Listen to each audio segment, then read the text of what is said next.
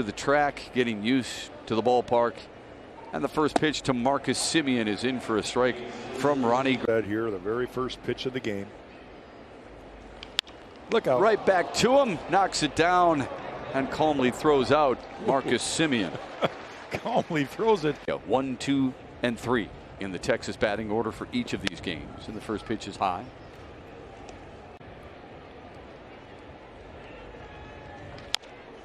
Grounds it foul. It's 1-1. Seager 2 for 3 with a walk and a double yesterday. And now 2 games under the break even. Swing and a miss. It's 1-2 to Corey Seager. He's ahead in the count. Garcia last started on June.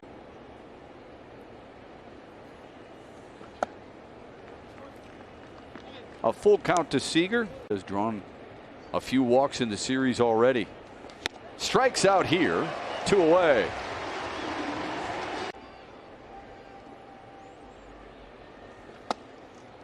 Adolis Garcia takes one low and inside. It's 1-0. The strong throwing arm that he has so far in this series. Yeah, Texas already a couple of outfield assists in the series. It was Garcia in game 1.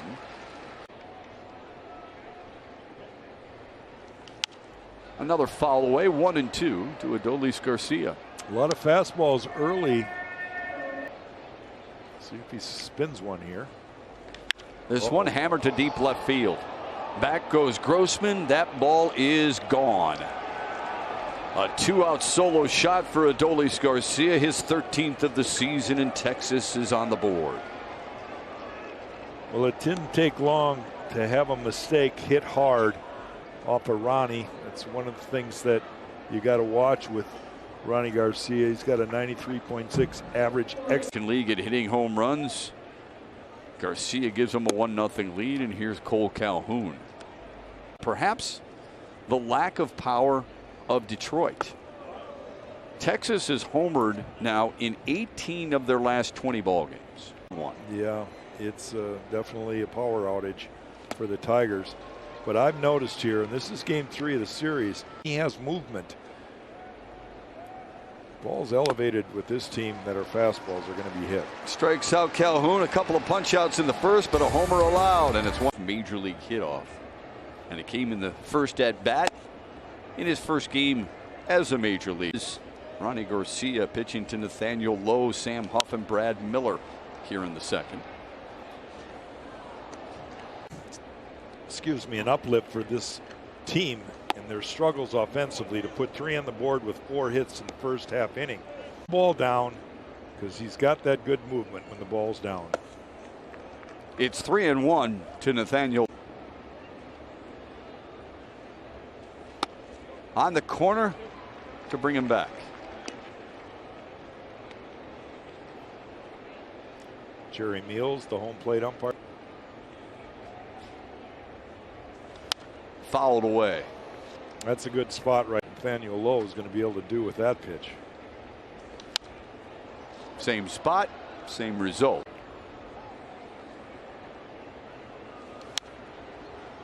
Good battle taking place between Rony Garcia and Nathaniel Lowe.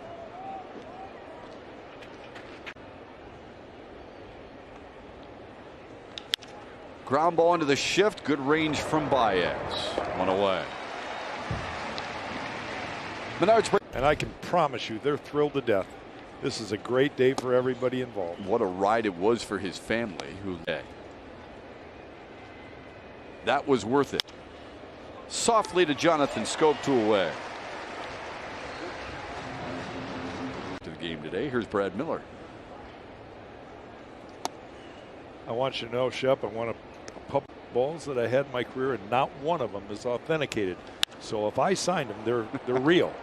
All right, I'm going to get one from the storage locker. I'm going to call it one of your wins. That's an easy inning for Rony Garcia. A special day. Riley Greene making his major league debut, and Riley Greene in his first at bat singled for his first major league hit. We're joined by the man who drafted him, the general manager, Al Avila. Special day this is. Anytime somebody makes their major league debut, I know it means a lot to you guys, but especially for Riley Greene because of what he's had to go through to get. Obviously in spring training, but right now he's here and we're happy we have him. Al, when you think about a kid, he was on the fast track. He got here fairly quickly, was ready to break camp with the team, and then the setback. Anytime you draft a high school kid, obviously, you're always thinking it's going to take a little bit longer because they're usually 17, 18, 19 years old. But more so than that, he's probably one of the players that in my career we've known more about than any other player that I think I've drafted. James Orr, who did a lot of hard work, and we thought we put together a good team. And coming into spring training, we're very optimistic. That looked at it and said, you know what, you got to be careful when you do something like that. Well, when you talk about drastic measures, it's easier said than done. When we say drastic measures, okay, of the operations, whether it be the front office, scouting, analytics, player development, be accountable too. They have to come up and actually produce. The players that are on that field, they do have track record and scrutinized, and everything is being evaluated as we move forward. Now, one of the bright spots for me anyway is the pitching staff overall. That good of overall pitching. And is it sustainable? Is it something that you can really say, hey, this is going to weigh? Staff. I can't say that this has been a total surprise. We did feel good about certain guys that we have in the bullpen. Even with the injuries that we had, we knew some of the guys that 50% now through Father's Day. Blackout and other restrictions apply. Visit MLB.tv for details. With the Hall of Famer, Riley Greene in his major league debut is 1 for 2. He singled his first time up, and we had the general manager Al Avila talk about when you are 64 games deep, it is no longer early. Yeah, unfortunately, Detroit is 16 games under 500. There are no easy fixes. I think Al acknowledged that. But we're seeing a different brand of baseball right now. Today, Rony García seems to be in pretty good. You've got to stick with guys and hope that they can come back around. At the end of the year, if that doesn't happen, then you have to maybe make different decisions. Jack, it is a fine line, isn't it? Because you expect these guys to be better than the way they are. But on the other solo shot to left, he hit it 410 feet. It was a no-doubter and came up. The second strike. So again, working ahead, probably back it up there. He did. It's off the plate. And to me, that's pretty much, it's a 1-2 count instead of an 0-2 count. Strikes him out. His third strikeout of the day. 2 away here. Which is hard to do because Garcia is a good fastball hitter. Now he faces Cole Calhoun, who he struck out. It's a lot easier to throw that pitch when you're ahead. Your favorite pitch, your fastball. And Ron for 4 in the series. He had last night off. Outside, it's 3-0 to him.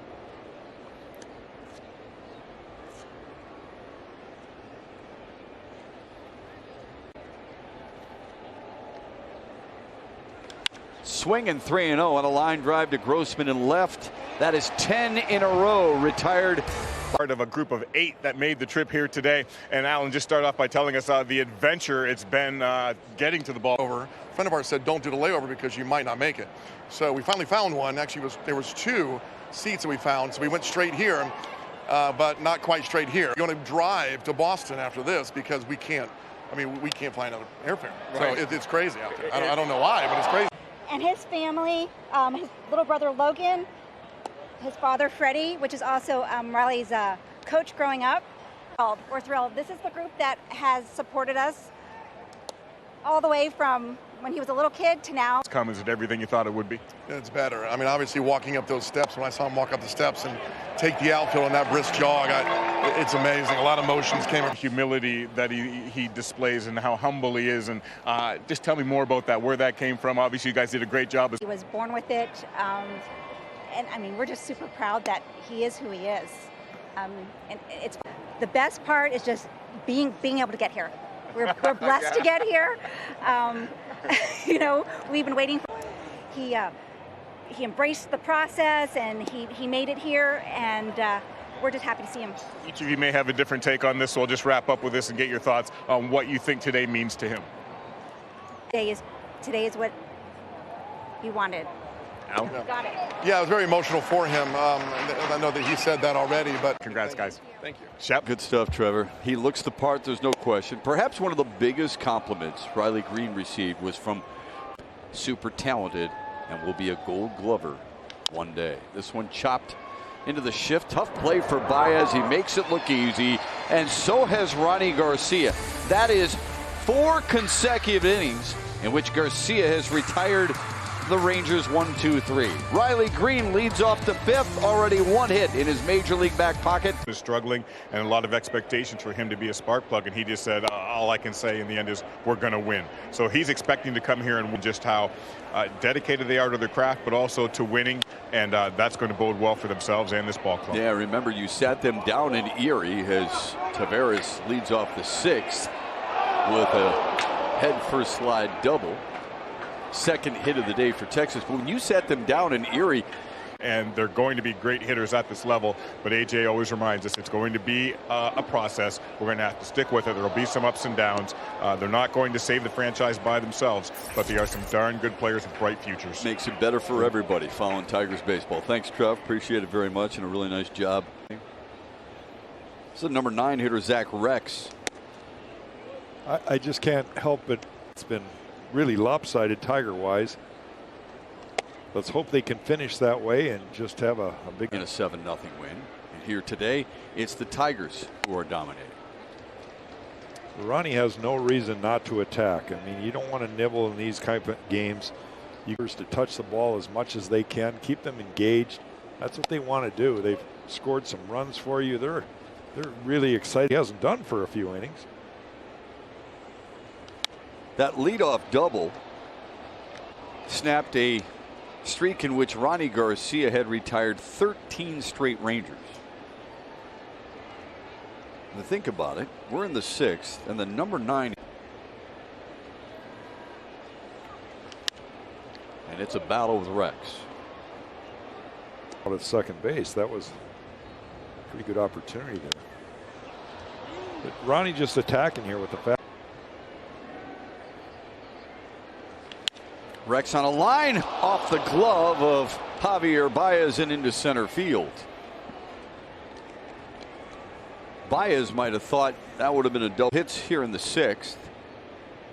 Some pressure now for the first time for Texas. Baez flips to Scope. The relay in time for the double play. That's his only option because it's all about timing. You can't take a lot of time, and he got it there quick enough. Scope's really good at turning.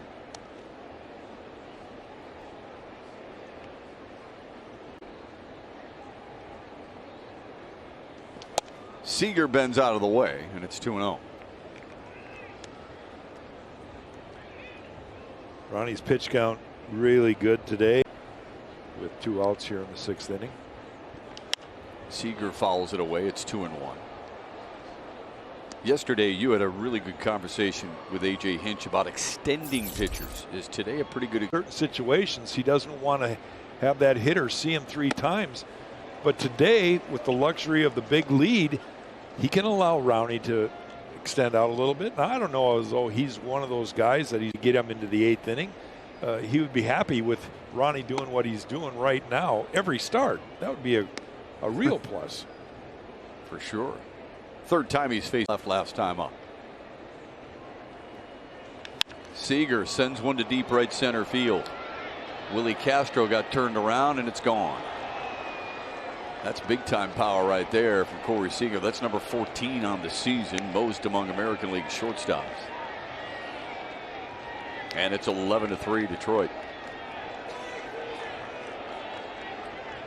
We're going to talk about our guys not missing pitches you're supposed to hit. Corey Seager shouldn't have missed that one either. Adolis Garcia left center field on his way to second, and we'll keep going. Baez's throw is late. It gets by Clemens, and Garcia will. Here's Cole Calhoun, and a first pitch strike. Good curveball at 78. 0-1.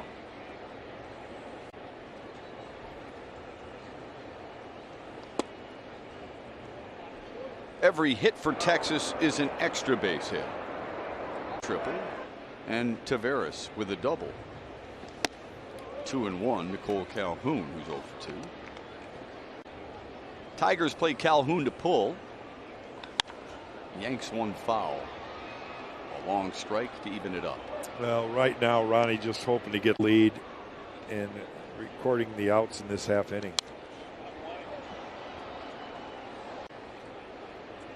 This will be a career high pitch count for Rony García. And a nice catch by Javier Baez to end the inning. Texas scores.